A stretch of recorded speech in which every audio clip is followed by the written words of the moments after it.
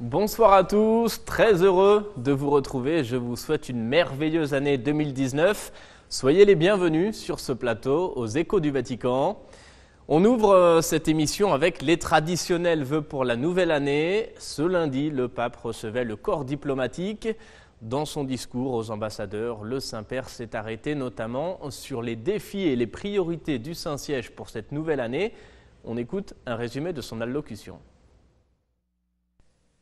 C'est une tradition. Chaque année, début janvier, le souverain pontife reçoit les ambassadeurs accrédités près le Saint-Siège. D'entrée de jeu dans son discours au corps diplomatique, le pape a bien fait comprendre qu'il n'entend pas s'ingérer dans la vie des États, mais qu'il aspire à être un auditeur attentif aux problèmes de l'humanité et de se placer au service du bien commun.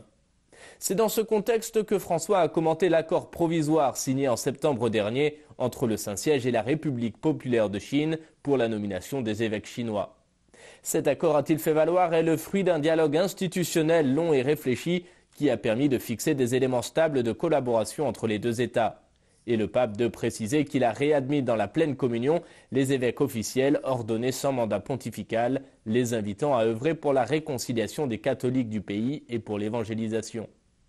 Concernant la guerre en Syrie, le Saint-Père a lancé un appel à la communauté internationale afin qu'elle favorise une solution politique. Il est fondamental, a-t-il insisté, que cessent les violations du droit humanitaire qui provoquent des souffrances, en particulier aux femmes et aux enfants, et qui frappent notamment des hôpitaux, des écoles et des camps de réfugiés. Le pape a aussi insisté sur l'importance de la présence des chrétiens au Moyen-Orient. Ainsi, il encourage ceux qui ont quitté leur pays pour se réfugier à revenir chez eux, ou du moins à maintenir et renforcer leurs liens avec leur communauté d'origine. Sur la question des migrants, François invite une fois encore à œuvrer à leur intégration sociale dans les pays d'accueil, mais en même temps, il faut faire en sorte que les personnes ne soient pas contraintes d'abandonner leur propre famille et leur nation. Chaque être humain, souligne le pape, aspire à une vie meilleure et plus heureuse et ne peut se résoudre au défi de la migration avec la logique de la violence et du rejet, ni avec des solutions partielles. François dit être conscient que les flux migratoires ont causé méfiance et préoccupation dans de nombreux pays. Évoquant le dernier synode et les prochaines JMJ au Panama, le Saint-Père a rappelé que les jeunes sont l'avenir et une tâche de la politique est d'ouvrir les routes de l'avenir. Pour cela, il est plus que jamais nécessaire d'investir dans des initiatives qui permettent aux prochaines générations de se construire un avenir en ayant notamment la possibilité de trouver du travail, de former une famille et de faire grandir des enfants. À ce propos, le pape n'a pas éludé le scandale des abus sexuels. Les abus contre les mineurs, a-t-il lancé, constituent un des crimes les plus vils et les plus néfastes possibles. Il balaie inexorablement le meilleur de ce que la vie humaine réserve à un innocent en causant des dégâts irréparables pour le reste de l'existence. Le Saint-Siège et l'Église tout entière, a poursuivi le pape, s'engagent à combattre et à prévenir de tels délits et leur dissimulation pour établir la vérité des faits dans lesquels sont impliqués des ecclésiastiques et pour rendre justice aux mineurs qui ont subi des violences sexuelles aggravées par des abus de pouvoir et de conscience. Dans son discours, le pape est également revenu sur les progrès de certains processus de paix en Afrique, notamment au Soudan du Sud, ainsi qu'entre l'Éthiopie et l'Érythrée. Le Saint-Père dit également suivre avec une attention particulière la situation en République démocratique du Congo, espérant que le pays puisse vite retrouver la réconciliation pour en finir avec cette insécurité qui touche des millions de personnes, dont de nombreux enfants. Le pape exprime aussi sa proximité à ceux qui souffrent à cause de la violence fondamentaliste, spécialement au Mali, au Niger et au Nigeria, ou en raison des tensions internes persistantes et qui sèment souvent la mort dans d'autres pays. Le pape a également exprimé un souhait de paix et de réconciliation pour le Venezuela afin que soient trouvés des moyens institutionnels et pacifiques pour résoudre la crise qui perdure et pour offrir à tout le peuple vénézuélien un horizon d'espérance et de paix. Le Saint-Siège souhaite aussi que le dialogue entre Israéliens et Palestiniens puisse reprendre afin de parvenir à une entente et de donner une réponse aux légitimes aspirations des deux peuples, garantissant la coexistence des deux États et l'instauration d'une paix longuement attendue et désirée. Enfin, le pape a invité à repenser un destin commun pour l'humanité en œuvrant tout d'abord pour le désarmement nucléaire et contre le trafic des armes et sur le plan écologique en combattant le réchauffement climatique.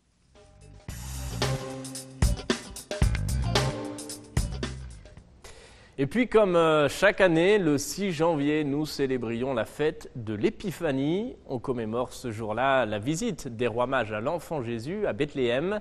Le Saint-Père, à cette occasion, a célébré la messe dans la basilique Saint-Pierre et dans son homélie, bien sûr, il est revenu sur le sens de cette fête. Regardez.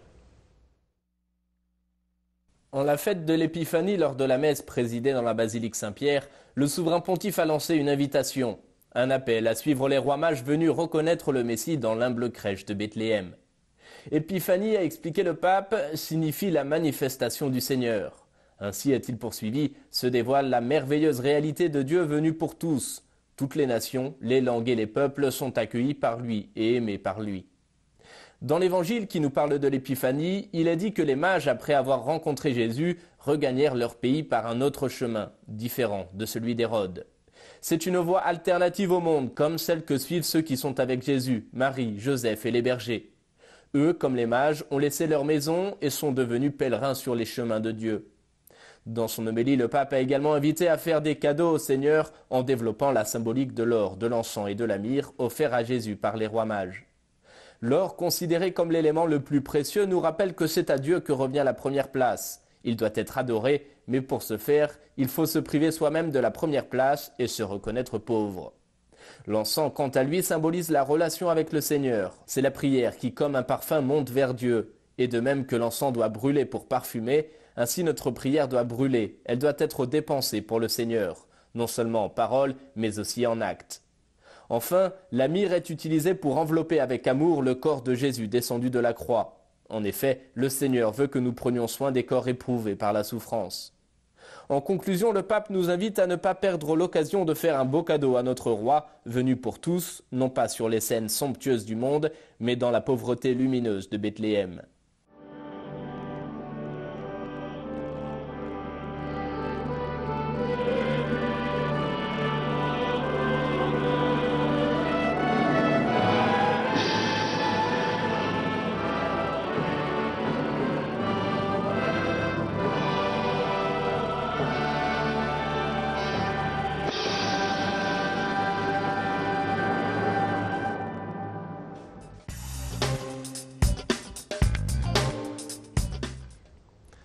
L'audience générale, à présent, comme chaque mercredi, le Saint-Père a poursuivi son cycle de catéchèse consacré en ce moment à la prière du Notre Père. Dans sa méditation, le souverain pontife a évoqué notamment le contexte de cette prière. Et à la fin de cette audience, vous verrez, le Saint-Père a pu profiter d'un spectacle. Vous l'apprécierez vous aussi, j'en suis sûr. Regardez. Frères et sœurs, nous poursuivons notre catéchèse sur le Notre Père. Cette prière se situe dans l'évangile de Matthieu, au centre du discours sur la montagne, un discours qui concentre les aspects les plus importants de l'enseignement de Jésus et qui commence par les béatitudes. La loi n'est pas abolie, mais doit être réinterprétée dans son sens originaire. Nous sommes appelés à être des fils du Père qui est aux cieux. Le chrétien sait qu'il est un pécheur, mais il se tient devant Dieu, qui demande à ses enfants de l'invoquer sous le nom de Père, de se laisser renouveler par sa puissance et de refléter dans le monde un rayon de sa bonté. La prière chrétienne n'est pas celle de l'hypocrite qui cherche à se faire voir des hommes. Elle n'a pour seul témoin que sa propre conscience, où se noue un dialogue continuel avec le Père. Elle n'est pas non plus la prière du païen qui cherche à capter la bienveillance de la divinité par un flot de louanges ou de sacrifices.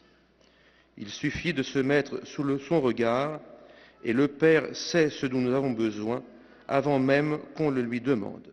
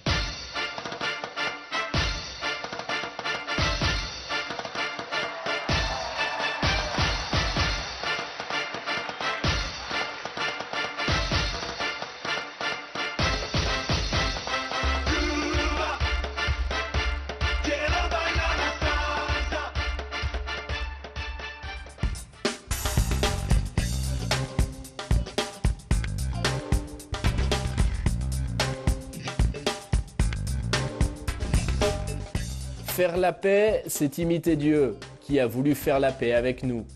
Il nous a envoyé son Fils et nous a pardonné.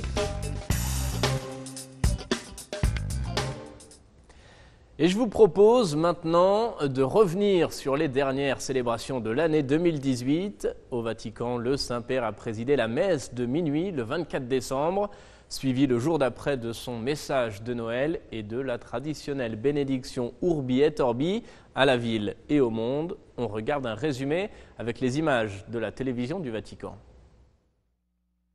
Le 24 décembre, jour de Noël, le souverain pontife a présidé la liturgie de la messe de minuit.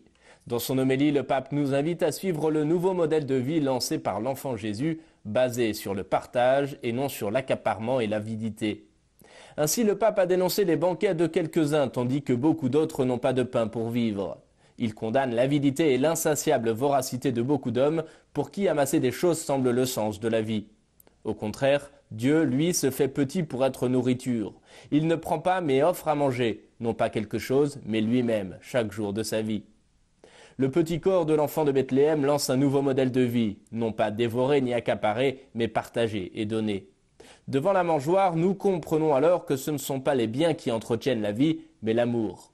Non pas la voracité, mais la charité. Non pas l'abondance à exhiber, mais la simplicité à préserver.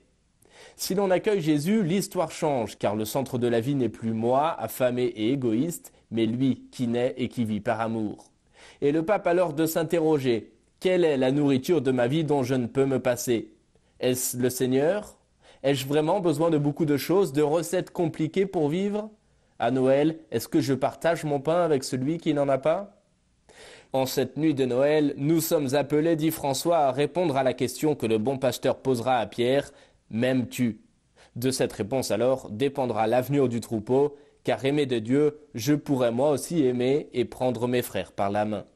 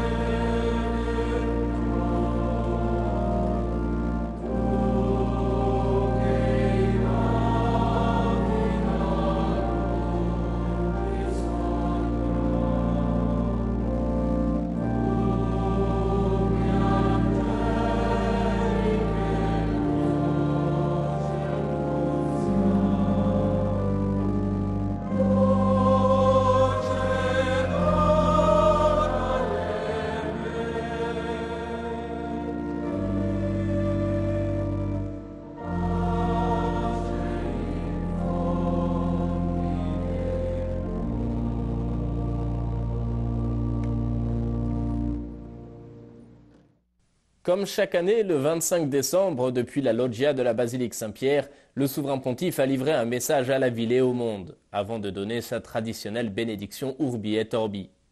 Dans son allocution, le Saint-Père a lancé un appel à la fraternité entre les hommes et les peuples. Que ces liens de fraternité que nous sommes appelés à redécouvrir en cette fête de Noël permettent aux Israéliens et Palestiniens de reprendre le dialogue, a souhaité le pape, et d'entreprendre un chemin de paix sur cette terre choisie, sanctifiée par le Christ, et pourtant meurtrie par un conflit de plus de 70 ans. Que la bien-aimée et martyrisée Syrie retrouve la fraternité après tant d'années de guerre cruelle, qu'elle mette de côté les divisions et les intérêts partisans afin que le peuple syrien et notamment les réfugiés puissent revenir chez eux et vivre en paix. L'évêque de Rome pense aussi à toute l'Afrique, que le divin enfant, roi de la paix, fasse taire les armes et fasse surgir une aube nouvelle de fraternité dans tout le continent. Que Noël renforce les liens fraternels qui unissent la péninsule coréenne et permettent de poursuivre le cheminement de rapprochement entrepris et d'arriver à des solutions partagées qui assurent à tous le développement et le bien-être. Le Saint-Père n'oublie pas non plus l'Amérique latine, priant tout particulièrement pour le Venezuela, afin qu'il retrouve la concorde et que toutes les composantes sociales puissent travailler fraternellement en vue du développement du pays au service des plus faibles et des plus vulnérables. Le Saint-Père prie aussi pour qu'au Nicaragua, les habitants se redécouvrent frères, afin que ne prévalent pas les divisions et les mésententes, mais que tous s'engagent en vue de la réconciliation et de la construction du pays. Le souverain pontife a ensuite prié pour la bien-aimée Ukraine, aspirant à une paix qui tarde à venir. C'est uniquement grâce à une paix respectueuse des droits de chaque nation, a-t-il précisé, que le pays pourra se remettre de souffrances subies et rétablir des conditions de vie dignes pour ses citoyens. Enfin, l'évêque de Rome a évoqué les peuples qui subissent des colonisations idéologiques, culturelles et économiques en voyant violer leur liberté et leur identité. Il adresse une pensée spéciale à tous les chrétiens qui fêtent Noël dans un contexte hostile, aux communautés minoritaires parfois vulnérables et non considérées, priant pour qu'elles puissent enfin jouir de tous leurs droits, surtout la liberté religieuse. Que l'enfant petit et transi de froid que nous contemplons dans la mangeoire protège tous les enfants de la terre, ainsi que toute personne fragile, sans défense et marginalisée. Puissions-nous tous recevoir la paix et le réconfort par la naissance du Sauveur.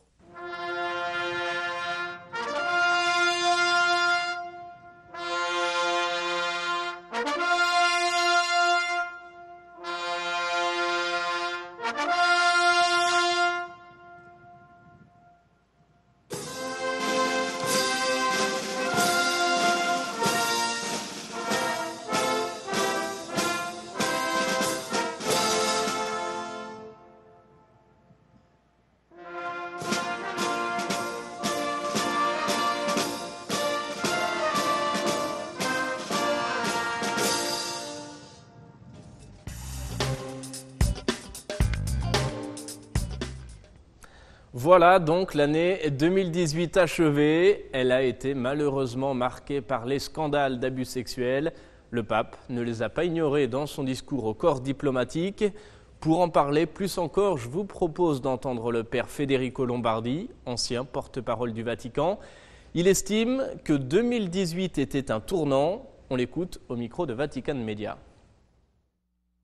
Cette année était particulièrement intense dans le pontificat du pape François, car on a eu son voyage en Chili et après une discussion très forte sur la situation dans le Chili et avec l'envoi de Monseigneur Scicluna pour une nouvelle enquête, la convocation des évêques, la démission des évêques, et on a eu les deux lettres du pape François au peuple de Dieu qui est en Chili et au peuple de Dieu en général avant de la rencontre des familles à Dublin.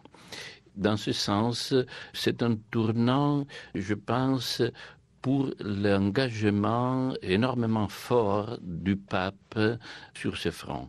Avant, il avait fait déjà beaucoup de choses, naturellement, mais dans cette année, je pense, il a pris une attitude proactive très forte. Et la convocation de ces rencontres de février, c'est le résultat. Il essaye de faire vraiment un pas en avant du peuple de Dieu dans son ensemble. La rencontre de février est très attendue, elle est déterminante, il en va de la crédibilité de l'Église. Oui, mais il ne faut pas se concentrer seulement sur une rencontre de 3 jours. Dans 3 jours, on ne change pas la réalité du monde, mais on peut donner une impulsion très forte dans la direction correcte.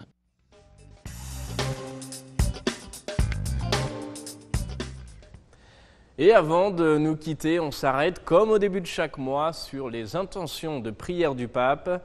Pour ce mois de janvier, le souverain pontife nous invite à prier pour les jeunes, en particulier ceux d'Amérique latine, dans le contexte des Journées mondiales de la jeunesse. Elles s'ouvriront à la fin du mois au Panama. Ustedes jóvenes tienen en la Virgen María un motivo de alegría, una fuente de inspiración. Aprovechen la Jornada Mundial de la Juventud en Panamá para contemplar a Cristo con María. Cada uno en su idioma, recemos el rosario por la paz y pídanle fuerzas para soñar y trabajar por la paz. Recemos por los jóvenes, especialmente los de América Latina, para que siguiendo el ejemplo de María, respondan al llamado del Señor para comunicar la alegría del Evangelio al mundo.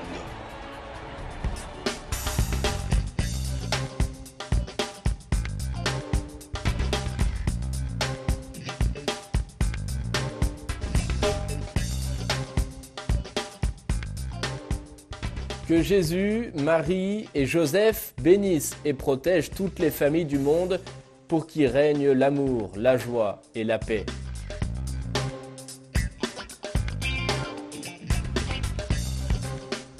C'est la fin de cette émission. Merci de l'avoir suivi. Merci aussi de votre fidélité. Je vous souhaite une très belle soirée et je vous dis à plus tard pour de nouveaux échos du Vatican.